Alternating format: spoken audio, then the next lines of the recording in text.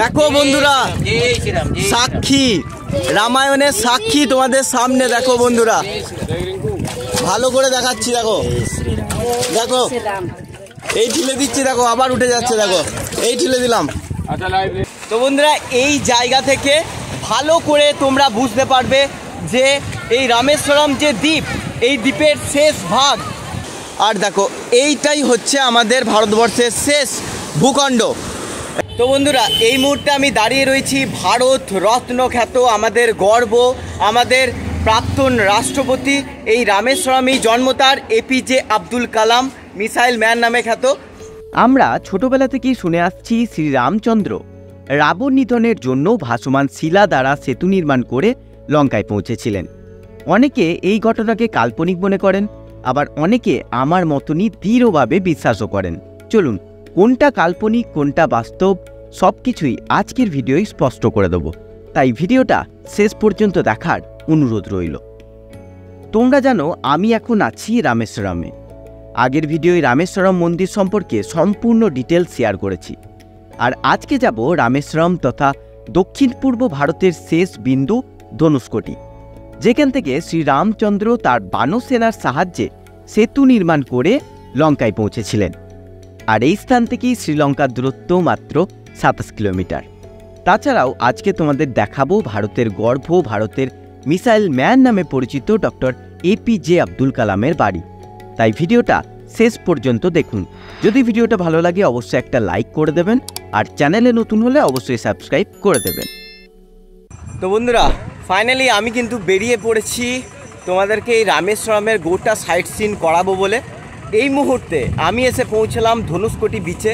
আমার পিছনে দেখতে পাচ্ছ, সামনে গিয়ে দেখাবো রাম সেতু, যেখানে স্বয়ং রামচন্দ্র যে ফ্লোটিং স্টোন, ভাসমান পাথর দিয়ে সেতু তৈরি করেছিল। তো এই ধনুষ্কোটি বিচে ঢুকেই একটা মন্দির তোমাদের চোখে পড়বে। চলো মন্দিরটা তোমাদের দেখিয়ে দিই। আর এখানে দেখতে পাবে কত ডাব বিক্রি হচ্ছে, শ্রীরামচন্দ্রের গান, আর সামনে মন্দিরটা তোমাদের দেখায়। তো বন্ধুরা, বোর্ডে লেখা রয়েছে কোথান্ডা রামার টেম্পল, আর এই দেখো মন্দির। চলো মন্দিরের ভিতরে ঢোকা যাক।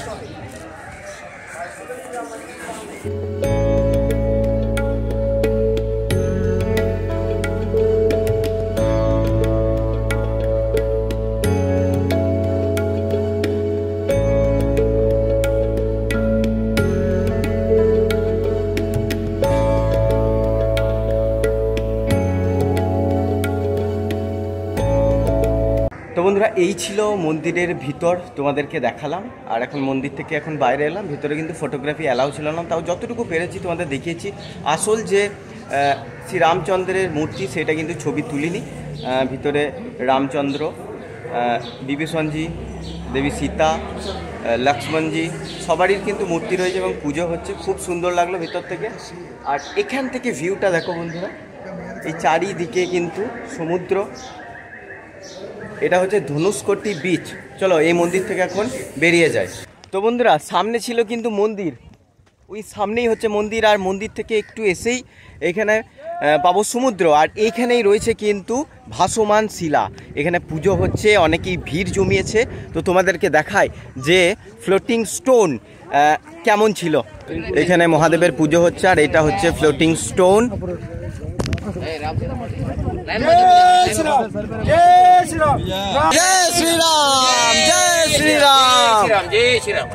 দেখো বন্ধুরা, সাক্ষী, রামায়ণের সাক্ষী তোমাদের সামনে। দেখো বন্ধুরা, ভালো করে দেখাচ্ছি। দেখো দেখো, এই ঠিলে দিচ্ছি, দেখো আবার উঠে যাচ্ছে। দেখো এই ঠিলে দিলাম। দেখো বন্ধুরা, এই ঠিলে দিলাম, উঠে গেল আবার। তো এই পাথর দিয়ে কিন্তু রাম সেতু তৈরি করা হয়েছিল বন্ধুরা। এখন আমার সামনে এখন ফ্লোটিং স্টোন ভেতরে ঢুকে দিচ্ছে, আবার উঠে পড়ছে। জয় শ্রীরাম। তো বন্ধুরা, এই হচ্ছে সেই পবিত্র জল, যে জলের উপর দিয়ে শ্রী রামচন্দ্র হেঁটেছিল। আর পাথরে হাত দিতে পারলাম, এটা আমার কাছে কি বলবো, আমি স্বপ্নেও ভাবতে পারিনি যে এখানে আসবো আর পাথর এরকমভাবে ছুঁয়ে দেখতে পারবো। जय श्री राम, जय श्री राम, राम राम राम राम राम, जय श्री राम, जय श्री राम, जय श्री राम, राम राम राम।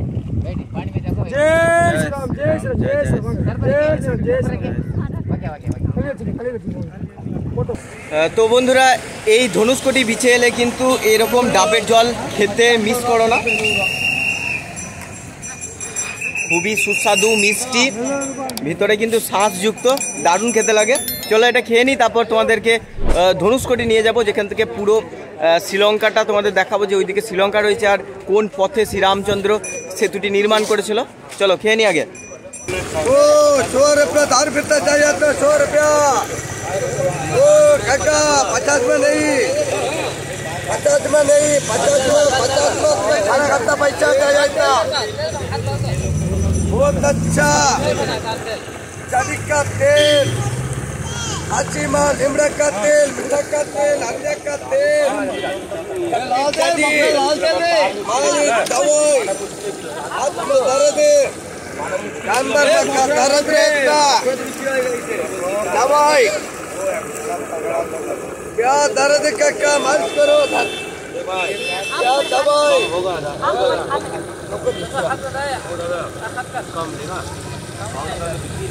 তো বন্ধুরা, এখানে এই জড়িবটি সব একসাথে মিক্স করে তেলের মতো তৈরি করছে, আর ওগুলো বলছে যে কোনো ব্যথার জায়গায় লাগালে খুব আরাম পাওয়া যায়, ঠিক হয়ে যায়। তো ওটাই দেখছিলাম, তোমাদেরকেও দেখালাম। 100 টাকায় এতটুকু একটা বোতল দিচ্ছে, কিন্তু খুব ঝাঁঝ নিয়ে তো দেখলাম, খুব ঝাঁঝ। আশা করি কাজ হতে পারে, কারণ এই সব জায়গায় জড়িবটিটা পাওয়া যাবে, এটাই স্বাভাবিক। कंबर का दर्द, कोई भावड़ा का दर्द है, कोई बोझी में दर्द है, कोई कमरे में दर्द है, मालिश दवाई टाइम में गरम कर। তো বন্ধুরা, আমি এখন কোথায় রয়েছি তোমাদের দেখিয়ে দিই। এই দেখো, একবারে এখানে এই টেম্পেলটা তোমাদেরকে দেখালাম, আর আমার দেখো দুই ধারে সমুদ্র, আর কিছুটা দূরই হচ্ছে ধনুষকোটি, যেখান থেকে কিন্তু এই সেতুটা যেটা দেখতে পাচ্ছি, সেতুটা শুরু হয়েছিল। তো চলো ওইখানে এবার যাওয়া যাক। আর দুই ধারে সমুদ্র বললাম না, এই দেখো এদিকে সমুদ্র, চারিদিকে আবার ওই দিকেও সমুদ্র, সব দিকে সমুদ্র আছে। আমার পাশে এখন যেই ঘরবাড়িগুলো দেখছেন, একসময় এই জায়গা ছিল রামেশ্বরমের থেকেও বড় একটি শহর, ধনুষকোটি শহর। 1964 সালে প্রাকৃতিক বিপর্যয় ঘটে এবং একসময়ে সমৃদ্ধশালী শহর ধ্বংসস্তূপে পরিণত হয়। তার সমসময়ে স্থানটি রামেশ্বরমের সমান জনসংখ্যা ছিল। ওই প্রাকৃতিক বিপর্যয়ে স্থানটি পুরোপুরি ধ্বংস হয়ে যায়। 2000-এরও বেশি মানুষের মৃত্যু ঘটে এবং সমস্ত রকম শক্তি সরবরাহ ও যোগাযোগ ব্যবস্থা বন্ধ হয়ে যায়। ঘরবাড়ি, মন্দির, গির্জা ও ধর্মশালা সব কিছু ধূলিসাৎ হয়ে যায় ও একটি ভূতুড়ে শহরে পরিণত হয়। কিছু ধর্মশালা রামেশ্বরমে স্থানান্তরিত করা হয়, কিন্তু ধনুষকোটিতে পুনর্নির্মাণ করা যায়নি। সাইক্লোনের পূর্বে ধনুষকোটি রেলের মাধ্যমে মূল ভূখণ্ড ও পাম্বানের সাথে সুসংযোজিত ছিল। ধনুষকোটি রেলওয়ে স্টেশনটি এখনও বর্তমান এবং এটি স্থানটিকে ভুতুড়ে শহরে পরিণত করেছে।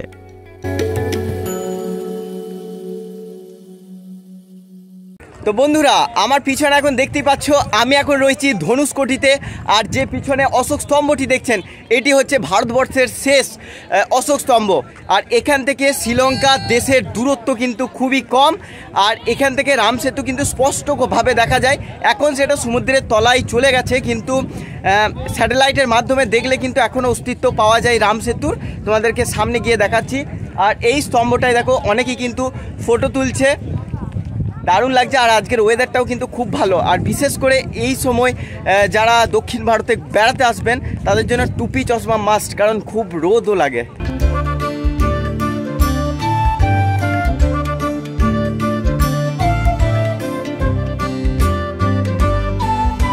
তো বন্ধুরা, ওই দেখালাম, ওটা হচ্ছে অশোক স্তম্ভ, আর এই দিকে দেখতে পাবে সমুদ্র, যেখান থেকে কিন্তু রাম সেতু শুরু হয়েছিল।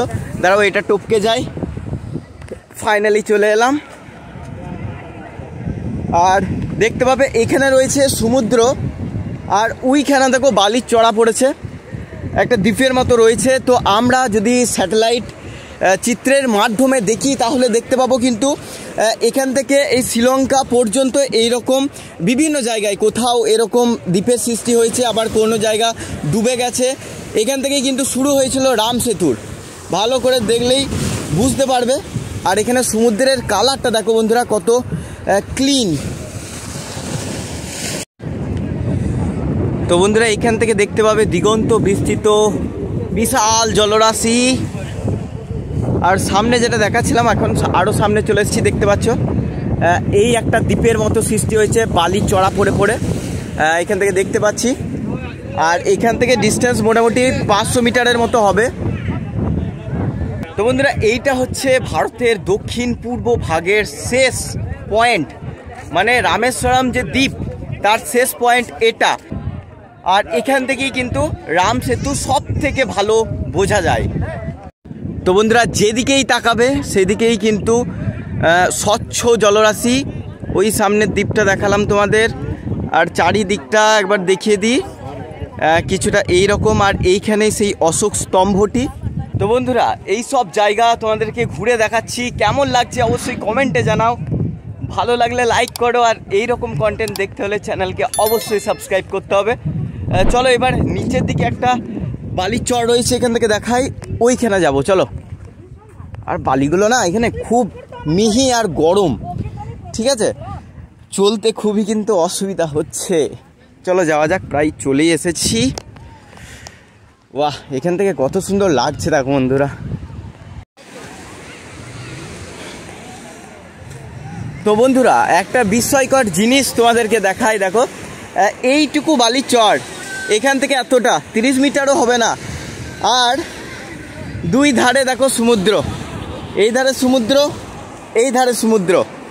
আর দেখো সোজা যে লাস্ট রেড ফ্ল্যাগটা রয়েছে দেখতে পাচ্ছ, ওইটুকুই পর্যন্ত লাস্ট, আর যাওয়া যায় না। আর এখানে অনেকে স্নানও করছে, স্নান করাটাও কিন্তু খুবই পুণ্য মনে করা হয় এই জায়গাতে।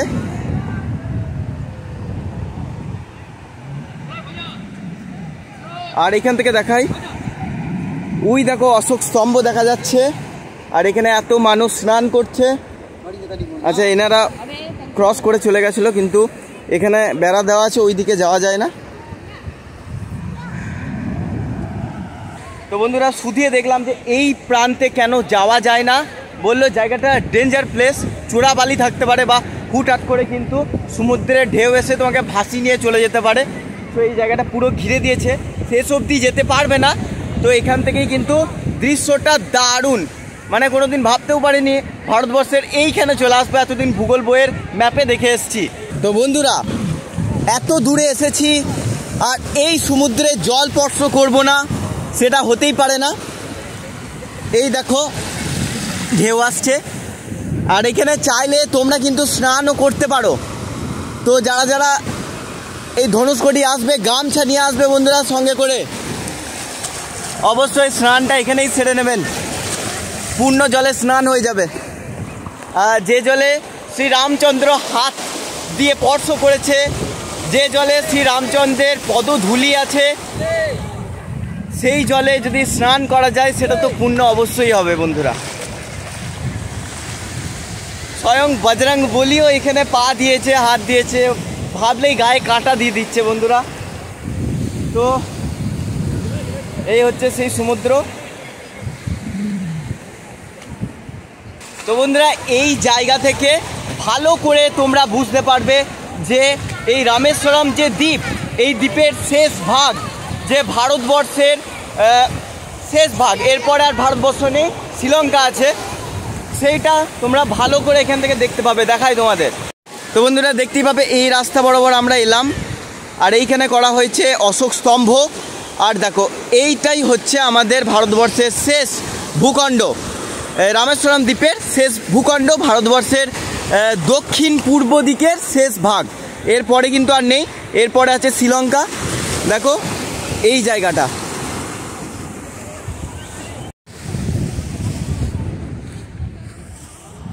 তো বন্ধুরা এখান থেকে একটু মাটি নিয়ে নিয়েছি, মাটি তো নয় বালি, এই বালি এখন বাড়ি নিয়ে যাব আর আমাদের ঠাকুর ঘরে রেখে দেবো। জিনিসটা কিন্তু ভালো হবে।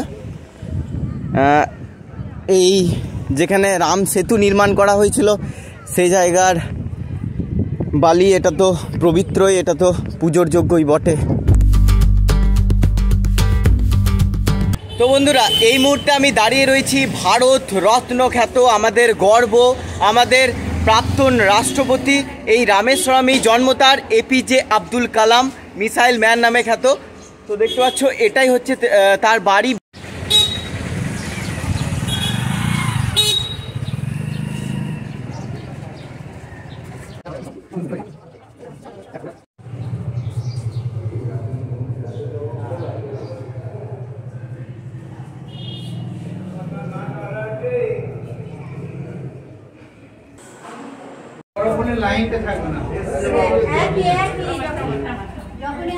তো দেখতে পাচ্ছ এটাই হচ্ছে তার বাড়ি। ভিতরে দেখে এলাম, ভিতরে কিন্তু ক্যামেরা মোটেও অ্যালাউ করে না। ভিতরে তার পাওয়া বিভিন্ন রত্ন, তার ব্যবহৃত জিনিসপত্র, তার লেখা চিঠিপত্র, অনেক বই, সমস্ত কিছু, তার ব্যবহৃত অনেক কিছু রয়েছে কিন্তু ভিতরে দেখে এলাম। আর ফটোগ্রাফি অ্যালাউ নেই বলে আমি দেখাতে পাচ্ছি না, কিন্তু একটা জিনিস তোমরা দেখো, পাশে দিয়ে দিলাম। হ্যাঁ বন্ধুরা, এই জামাটাই কিন্তু এপিজে আব্দুল কালাম পরতেন। এটা লুকিয়ে লুকিয়ে একটু নিতে পেরেছি, তাই তোমাদেরকে দেখালাম। আর দেখতে পাচ্ছ এটাই কিন্তু কালাম হাউস। তো বন্ধুরা, এপিজে আব্দুল কালাম যে সকল রত্ন, যেমন ভারতরত্ন, পদ্মভূষণ, পদ্মবিভূষণ, এই যে অ্যাওয়ার্ডগুলো পেয়েছিলেন, এগুলো সব কিন্তু রাখা আছে। জীবনে কোনো দিন তো পাবো না, তাই সামনে থেকেই দেখে নিলাম, খুব ভালো লাগলো। এছাড়াও অনেক কিছু রয়েছে। তো তোমরা যদি এই রামেশ্বরম আসো, তাহলে সাইট সিনের মধ্যে এই কালাম হাউস অবশ্যই রেখো, খুব ভালো লাগবে কিন্তু ভেতরটা দেখে। এছাড়াও রামেশ্বরমে রয়েছে আরও কয়েকটা সাইট সিন পয়েন্ট, তার মধ্যে রামপদম, পঞ্চমুখী হনুমানজির মন্দির উল্লেখযোগ্য, যেগুলি এই সফরে আপনাদেরকে দেখাতে পারলাম না। হাতে সময় অল্প থাকায় রওনা দিলাম পরবর্তী গন্তব্য the city of temple, Madurai. Next ভিডিওই তোমাদেরকে দেখাবো দক্ষিণ ভারতের সব থেকে সুন্দর এবং জাগ্রত মন্দিরগুলোর মধ্যে অন্যতম মীনাক্ষী আম্মা টেম্পল।